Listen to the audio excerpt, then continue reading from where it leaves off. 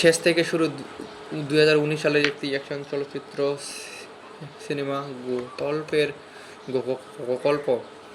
ঢাকা ভিত্তিক ব্যবসায়ী মোহিত Shekhar Kolkata research scholar পূজা রানী এর প্রেমে পড়ে, কিন্তু মোহিতের অতীতের অন্ধকার এবং রহস্যগুলো পুনরায় সামনে আসে এবং তাদের শান্তিপূর্ণ জীবনকে হুমকির মুখে ফেলে।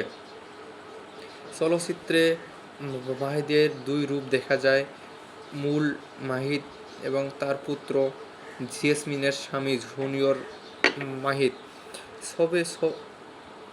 এই ছবিটিতে অভিনয় করে জিৎ, মাহিদ শেখ রোল চরিত্রে মাহিদ শেখ এবং ঢাকা ভিত্তিক ব্যবসায়ী চরিত্রে কোয়েল মল্লিক, পূজা রানী চরিত্রে এবং কলকাতার ব্যবসায়ী চরিত্রে আর রীতা ভারী চক্রবর্তী ফারজানা চরিত্রে অভিনয় করে। তিনধা চৌধুরী জেসমিনের চরিত্রে অভিনয় করে। অজয় ভৌমিক হুজেইফা চাচা চরিত্রে অভিনয় করে। আরও অনেকে অভিনয় করে এই সিনেমায়।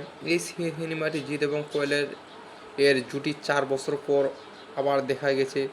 তাদের আবেগের সহযোগিতায় 2015 সালের শেষ থেকে শুরু। সিনেমাটিতে অ্যাকশন, ক্রাইম এবং রোমান্টিক ড্রামা সমন্বয়ে তৈরি করা হয়েছে। এই সিনেমাটি প্রযোজনা করেছে Jeet film work, rising film production এবং এই সিনেমাটি ভারত এবং বাংলাদেশে মুক্তি পায় 2019 সালের 5ই জুন।